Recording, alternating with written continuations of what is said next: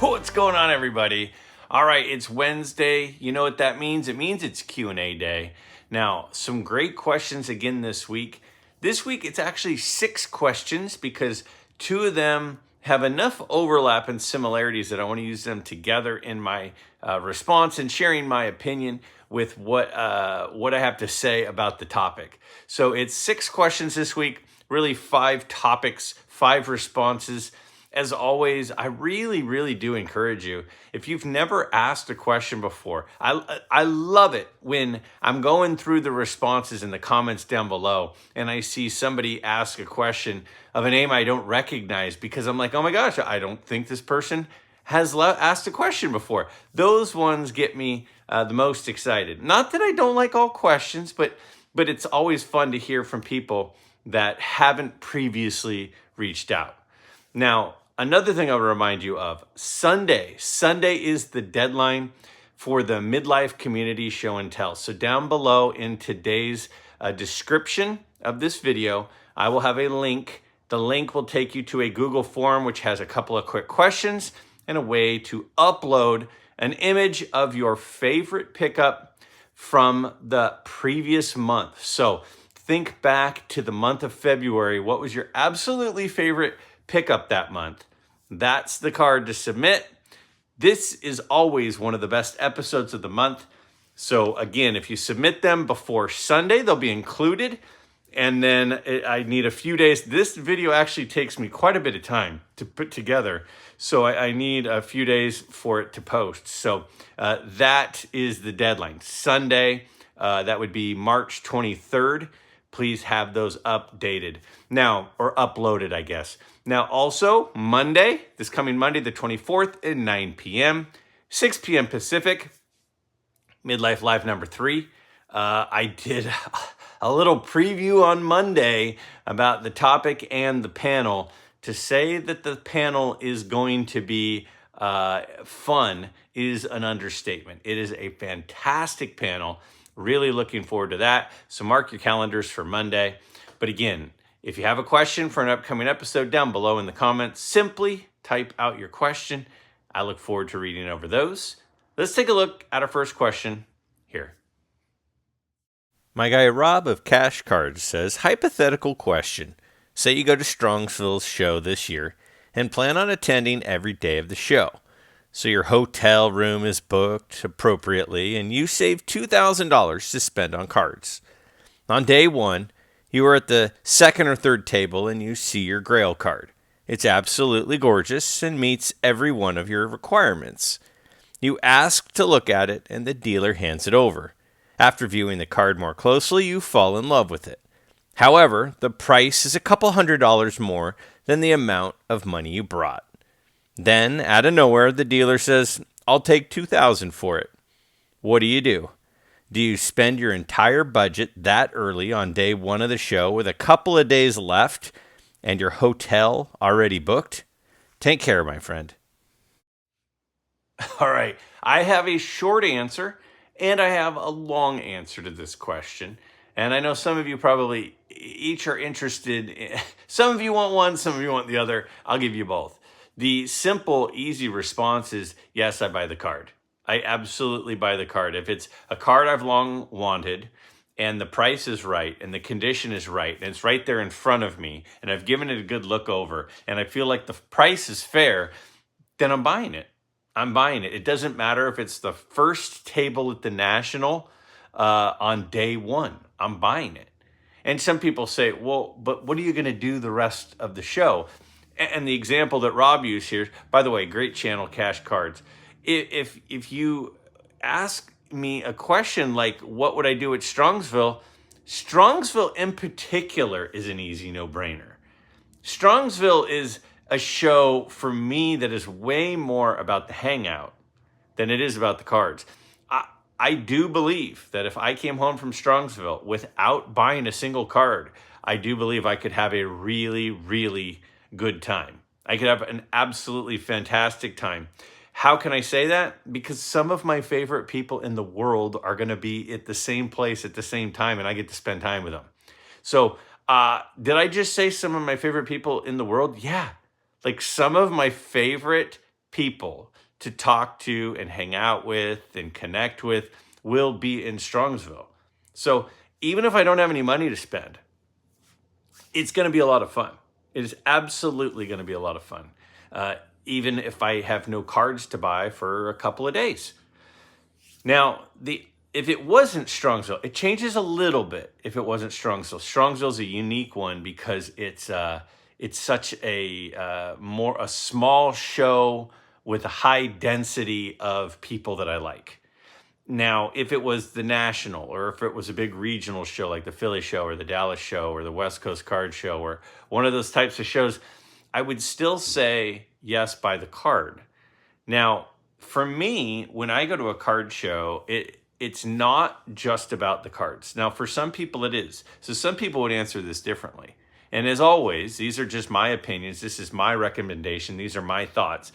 I don't go to shows just for the cards.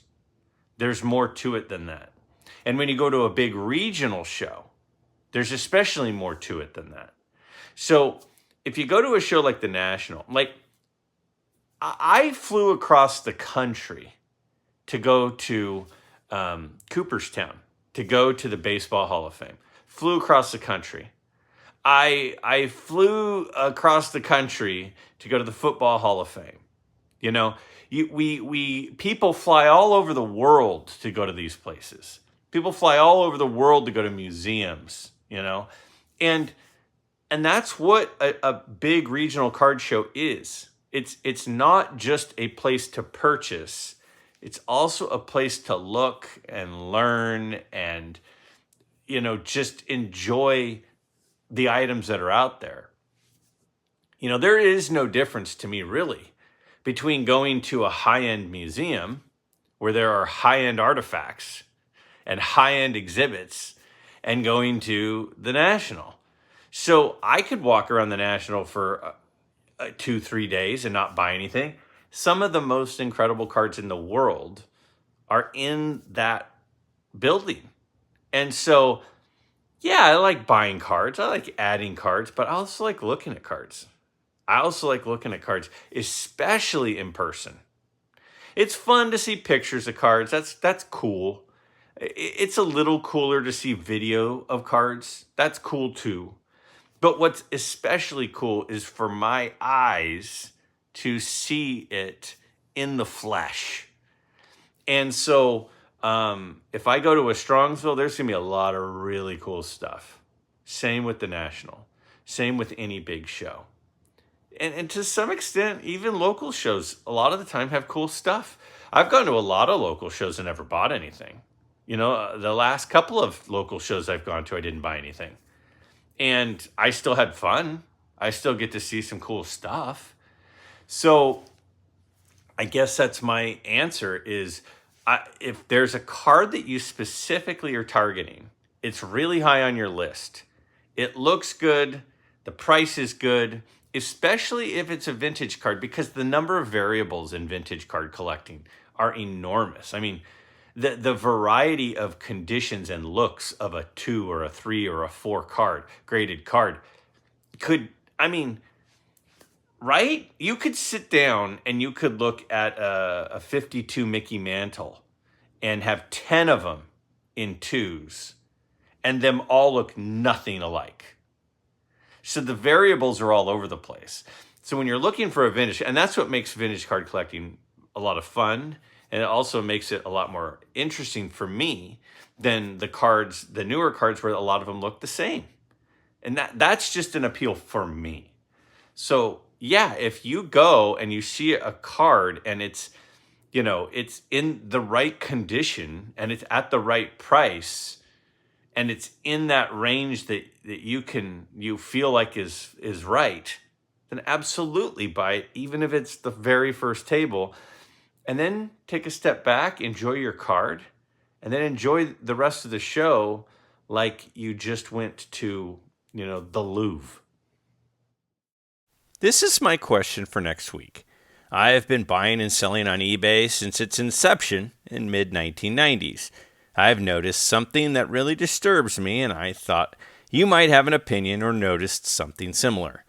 As you know, Card Ladder, Market Movers, and other apps use eBay data to project what a card is worth.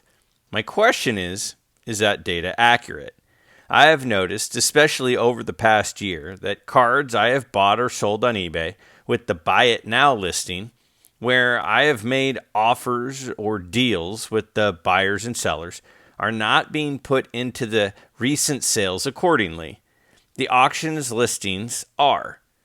But many of the Buy It Now ones are being put in as original listing price and not the agreed upon price. Have you noticed this? Wouldn't this make comps and cards not accurate at all? Also, is eBay doing this deliberately to make card prices inflated due to their own inaccurate recent sale prices? Most people use comps to gauge what a card is worth and a price range of what you should pay for it. If these comps are inflated and not accurate, that hurts the hobby, in my opinion. Your thoughts? All right. So this is absolutely a fantastic question and something I think everybody needs to be aware of. A lot of people, I ask a lot of people, I've got a lot of friends in the hobby, and how other people find comps or recently sold examples is different. Some people use apps like VCP or Market Movers or Card Ladder. Some people look up on eBay to see recently sold items. And I don't know the algorithms. I don't know where the source is that each of these apps uses. I have assumptions and I have ideas, but I don't know for sure where they're actually pulling the data. So I don't know which of them are pulling accurate data or pulling not accurate data. My thought process would be, if some of them were pulling inaccurate data, then it wouldn't take that long before that got around, and that wouldn't work very well. And if people found out that their data that they're using is inaccurate, I would think that some people would switch to one of the other ones.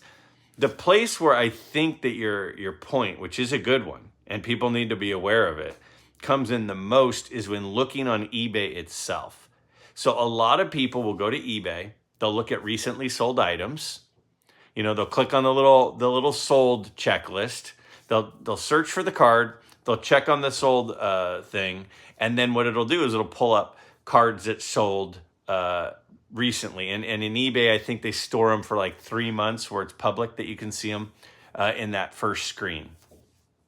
And so what happens is a lot of people look there. Now, if it's an auction, it's pretty consistent because whatever the final price is, it posts. If it's a flat sale price, it's same thing. The problem comes in when somebody does a best offer. And at least that's my understanding, and I've seen this, where somebody will say the card is listed for $1,000. Somebody makes a best offer for $850. It's accepted. I've seen a lot of the time that it doesn't say what the final agreed upon price was. It listed as sold, and it listed as sold at the original asking price, not the best offer price. So if people are using that as a comp and they go to the recent sales, it might say 1,000, which was the asking price. It may not say the 850. Now, there are some other ways that you can dig into that data, and you can sometimes find more specific data. But I totally agree. The point is, I totally agree that eBay in particular doesn't always have the number on the recent sale as the actual final sale price. It also doesn't include taxes, which I guess is different because it's different for every state. And it doesn't include, it does list what the shipping value is, but it's not like, when you go to a lot of these auction sites and it says what they sold for, and it includes, the commission for the company, for the retailer. So it's something to be aware of. Now, I have two apps. I have Market Movers and I have Card Ladder. I have both of them. If I'm doing a quick comp, I use Card Ladder. if I'm looking at trends, if I'm looking at movements in the market, if I'm looking at graphs and long periods of what is this card doing, that's when I use market movers personally. Now, some people might like one, might hate another one. That's where I'm at.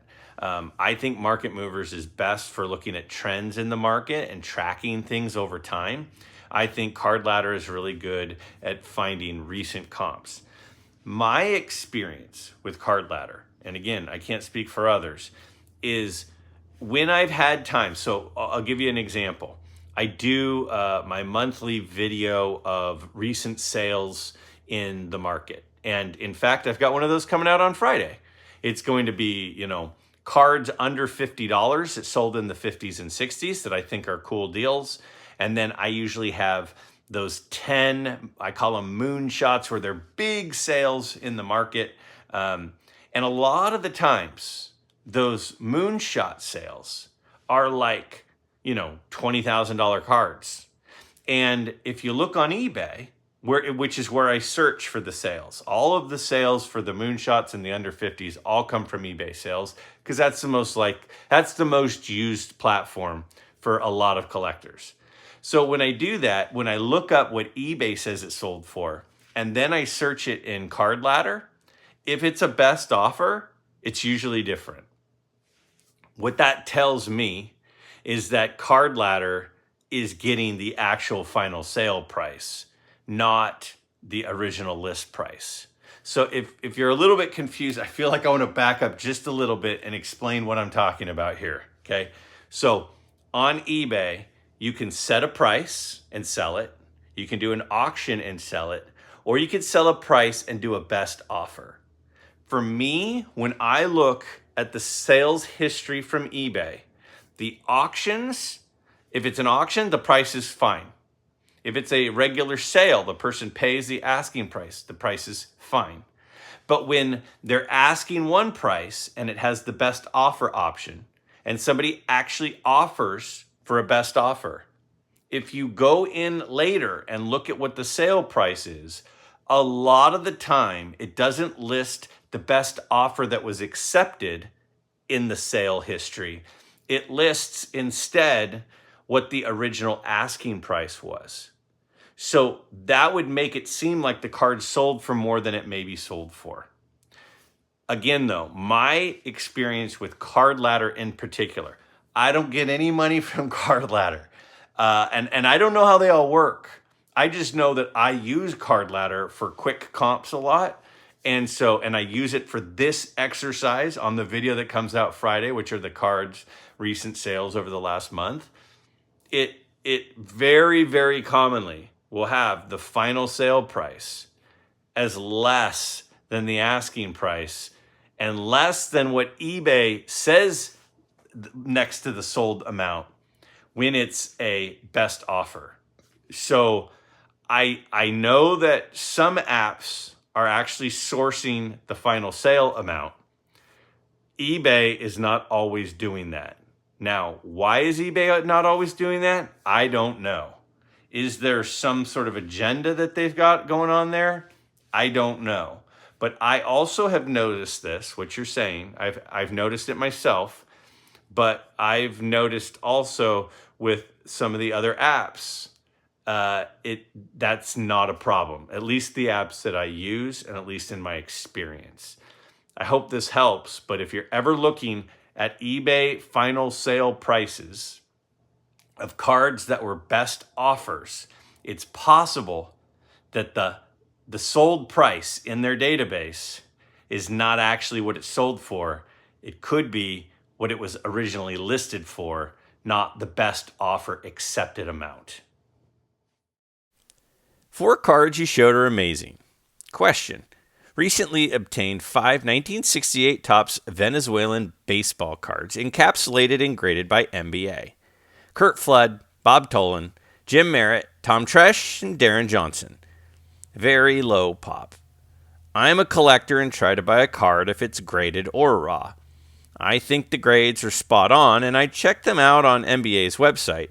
Plus, the gold label looks pretty cool, in my opinion. I have heard some comments from some of the YouTube creators saying NBA slabs are trimmed, lesser than, etc., etc. These are the only NBA graded cards I have, and I think he's got a great product. Greg, do you have an opinion or any experience of NBA? Thanks. And another question about NBA. It says, have you heard of NBA? They seem to be more prevalent recently on GMC graded recently. They seem to be a company that grades already graded cards. Mike Baker started them, who used to be with PSA. Interested in your take on them. All right. Two questions, 1 month, about the same company slash person slash situation. So I wanted to include both of them and try to address it as best I can. Now, let me first say, I've never met Mike Baker. What I know of Mike Baker, here's what I know of Mike Baker. I know that he was the head of grading at PSA for a while, early on for PSA, like at the origination of PSA.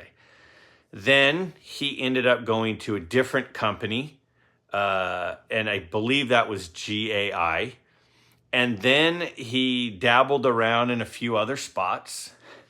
And then more recently, where you've maybe recognized or seen things from Mike Baker, are those stickers. They're gold stickers and silver stickers that sometimes are on cards. And it says NBA. It's got it looks like a diamond or a gem or something on it. If I haven't already put a picture on the screen, I will. And therefore, exceptional eye appeal cards. And he recently has launched a new grading company, which is MBA. And it's not just the stickers anymore. It's it's a full, they slab it, they grade it, evaluate it, all that kind of stuff. Now, let me start with this. They just launched recently. So I don't know a ton about their grading. What I have seen, though, is when a card gets a grade, I've noticed on some of the listings, they have like a map of the card, and then it'll have like a highlighted area, which represents where there's an issue that deducted value on the card. So if like the top right corner is the reason it got a 9, it'll highlight the top right hand corner. If all the corners have rounding to them, it'll highlight all the corners. And then if the bottom left region has a crease, it'll have like a little highlighted area there. And so that provides some value to why the card got the grade that it got. To me, I don't own any cards that were graded by NBA. Again, it launched recently.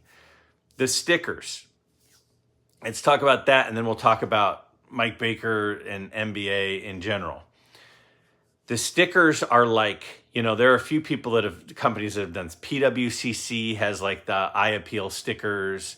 And the thing that I don't really get anything out of the stickers. Like, if a card is a 7 and it has the gold sticker, that represents that it's a really nice looking 7. Well, I could look at it and see that it's a really nice looking 7. So I don't need a sticker to tell me that. I don't need to pay them to look at it and go, yeah, that's a really nice one, and then put a sticker on it. That, to me, doesn't do much for me. But I will agree, when the cards have a gold sticker, they do tend to be high eye appeal examples. So I think what has happened, just my thoughts, is that because there's such a disparity, especially with some of the changes in grading and the standards, that a 7 or let's just use a 5, middle of the road, right in the middle. There are some 5s that look really, really nice. They look like they could be 8s. And there are some 5s that look like they could be 2s or 3s. And because there's such a disparity in the eye appeal of the cards, it does seem like people are looking for a way to differentiate and say, no, but this is a 5, but this is a really nice 5. It's not like one of those crummy 5s. And so what these sticker systems do is they're a third party saying, yeah, we agree. This is a really nice copy. This is a really nice version of this grade. I don't need that.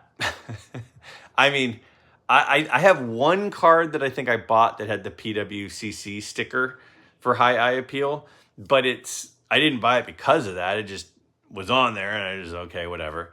I didn't peel it off, but I think it comes with like a little card. I think I just threw the card away. Maybe I shouldn't have. I don't know. Here's my point. My point is that I do think that part of the issue with grading is because some of the standards have kind of moved around a little bit. People are wanting to differentiate a nice 8 from a less appealing 8. And that's what some of the stickering systems does. And that's what Mike Baker has kind of capitalized on. But the most money for a potential grader or evaluator of cards is a full-fledged grading company.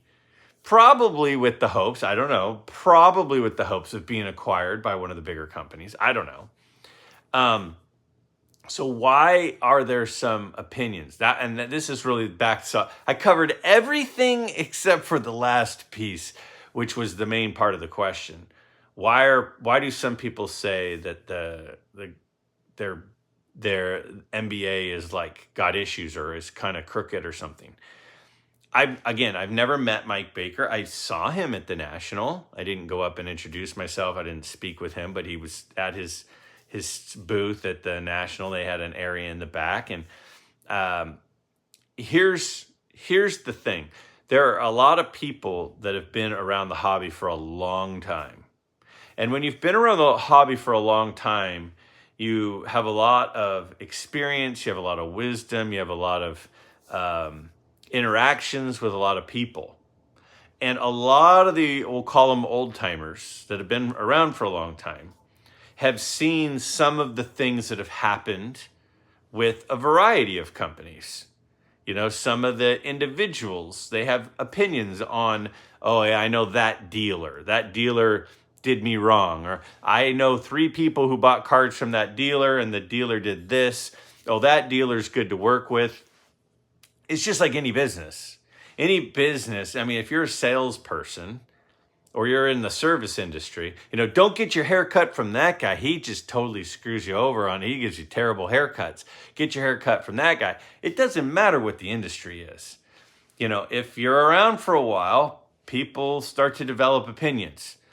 And I've never, again, it's hard for me to say this rumor is a accurate thing, and people in the comments down below feel free to share your opinions.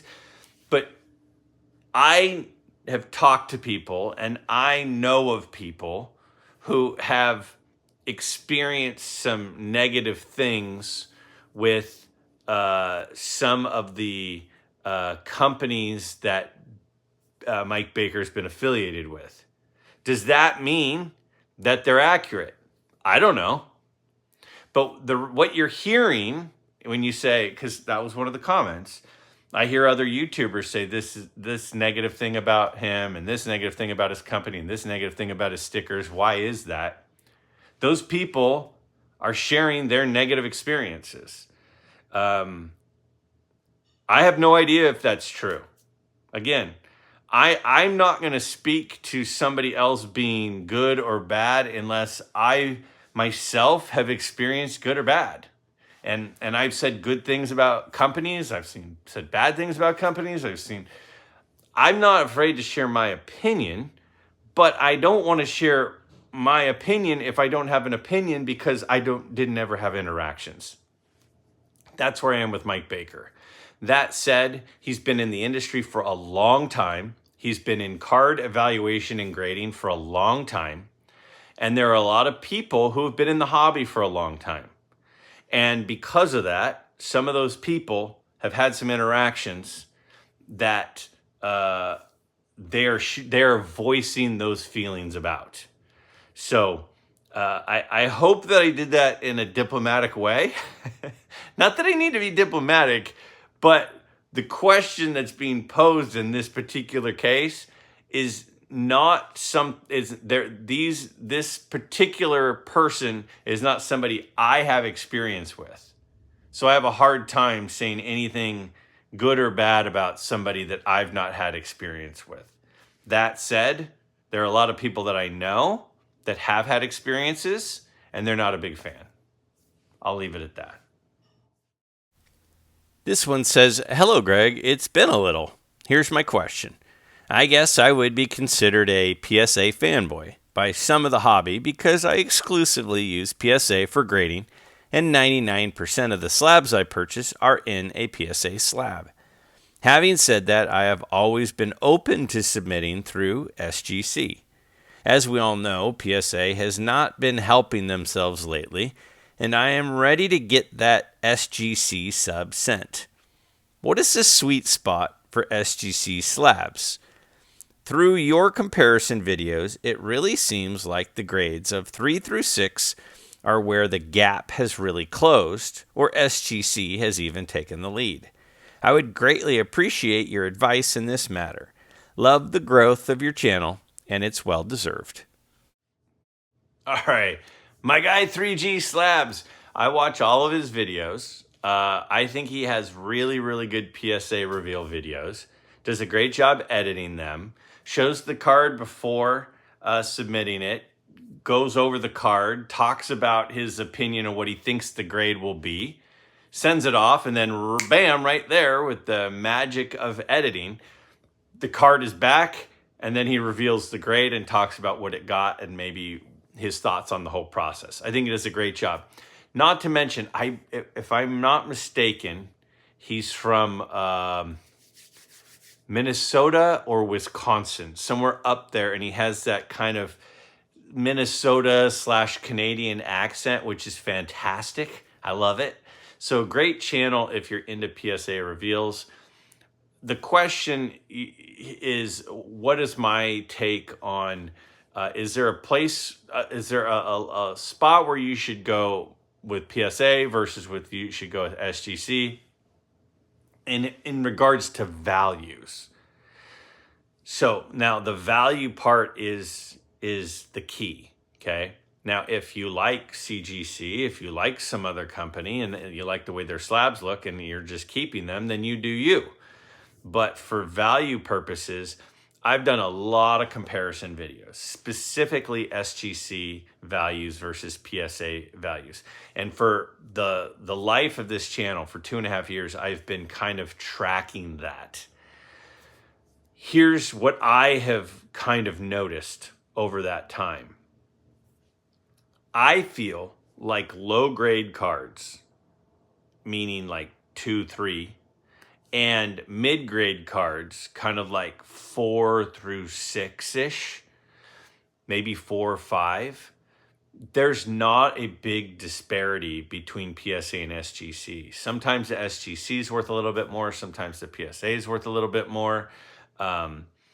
On average, PSA probably, if I were to do an average of the averages of all of the research that I've done, I'd say that PSA is a little bit more on cards from like, 1 to 5-ish. And I'm talking vintage cards. When you start getting into higher expense cards, when you're talking about like, 52 mantles or even that. And I mean, what is it? 4 of the top 5 cards of all time were graded by SGC. I might be 3 out of 4. I think it's 4 out of 5 of the top selling cards of all time were from SGC. But part of the reason for that is some of the most valuable cards of all time haven't been sold recently and are in PSA holders, like the Gretzky Honus Wagner. Like that card hasn't been sold, is in a PSA holder. So anyway, what I have found is it feels like if somebody is collecting high end for investment purposes, like 9s and 10s of vintage cards, 8s even, 9s and 10s, but especially 9s and 10s, it feels like there is a bigger jump from the from the SGC 9 to the PSA 9, or the SGC 10 to the PSA 10. Now, why is that? I'm sure the set registry has a ton to do with that, because PSA has a set registry. It's highly competitive, and people want to get the 9s and the 10s to make their set go up in the set registry rankings. So the 3s and the 4s aren't usually cards in set registries unless it's like, 1800s cards. But if you're looking at like the top 2 or 3 cards from or sets from like the 1954 top set or something, like those guys are like really high grade stuff. So from 1 to like 7-ish, SGC or PSA, there's not a big difference. But as soon as you get into 8s, 9s, and 10s, that's where I feel like the registry people who are competing to have the highest set on the set registry are really fighting to get that card, because it's a high one in the population report. So if you're looking for a sweet spot, it really depends on the era. Modern is different than, golden era versus pre-war versus 1800s. But what I would say is it's more indicative that the jumps are in the high grades that are relevant in the rankings and in the race for the top spots in the set registry. So if the 1980 set registry, all the cards are 9s and 10s, and the cards with 7s and 8s are like 50th on the set registry, then I would say the sweet spot for SGC is 8 and below. But I would say if it's the 1952 top set and a card with like a 7 or an 8 is in the running for the top spots in the set registry, then I would say that the sweet spot for SGC is just below that. So as crazy as it sounds, I think, and tell me if I'm wrong, tell me if you guys think I'm wrong, and I might be, but the set registry race is where the premium comes into play for PSA. And depending on the era and the set itself, depends on where the cutoff is for the top players in the set registry. And that's where I see the biggest premium. It's the cards, at the high-end cards for the high-end set registry chase. And finally, my good pal Tony of Southern Collector 14 says, "Great show, Greg. Thanks for using my question. Should have made it 20,000 instead of 100,000 to make it more interesting. Sorry about that. Question for next week: what advice would you give to anyone wanting to start up a YouTube channel? I remember what you told me personally when I asked you that question the first time I met you. Just wanted you to share it with the nation."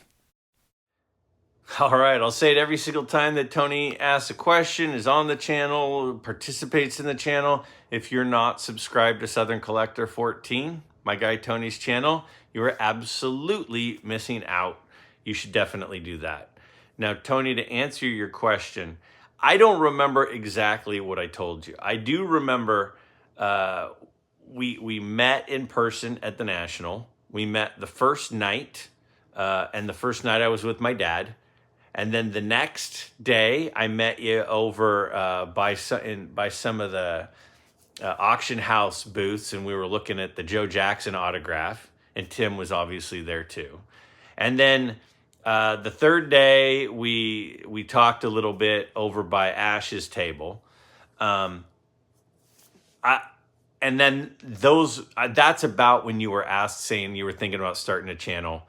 And that was the first time we had these conversations. So the first things I said to you about starting a channel, I think that what I would said, and I don't remember exactly, but to anybody out there thinking about starting a channel, here is my authentic thought on that.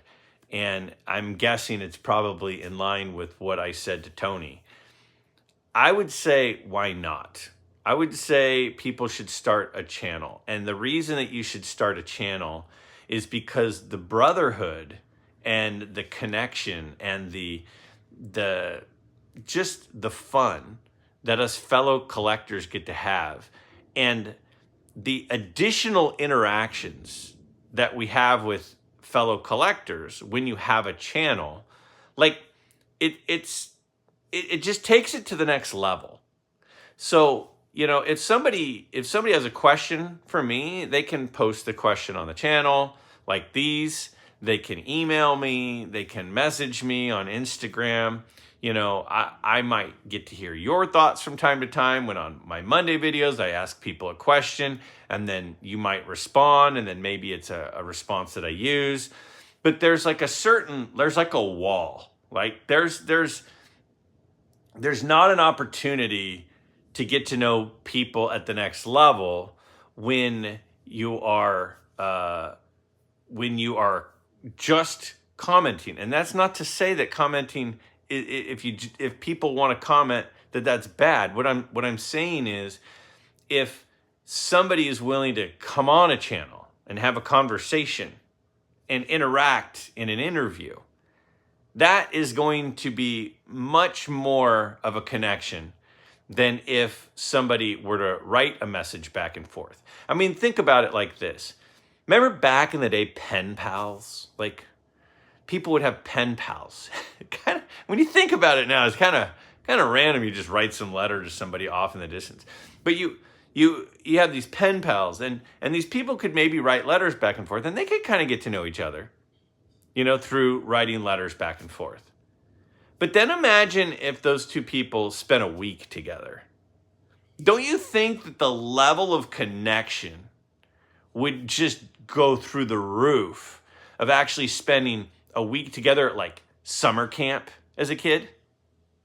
So there's a limitation of the connection that you can have with people. Now, I will say, one of the goals of my channel is to minimize the limitation.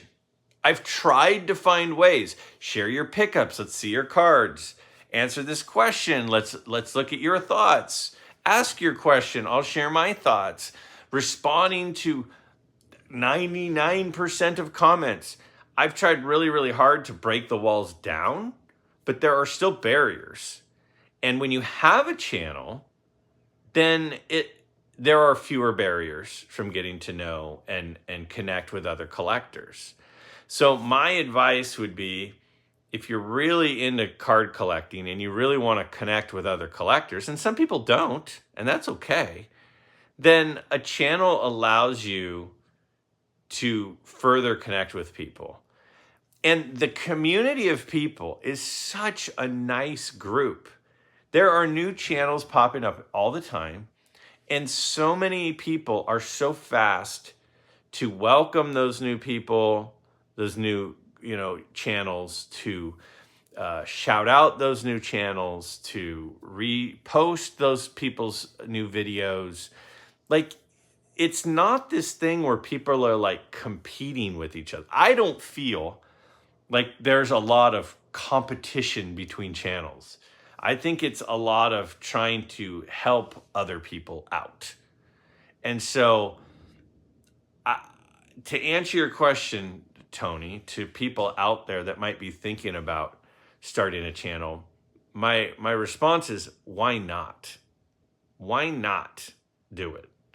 There's not really a lot to lose, and there's potential a lot to gain. And I think me starting a channel was a big time game changer for me. So I would encourage other people to do it as well. That said, remember, Sunday is the deadline to upload your favorite pickup from the month of February. Down below in the description, there is a link. It'll take you 3 minutes to fill out the form and upload the picture. I look forward to those. And then Monday is going to be Midlife Live number 3. You will not want to miss that. And then the plan is Friday to have my video of pickups from the month of February on eBay.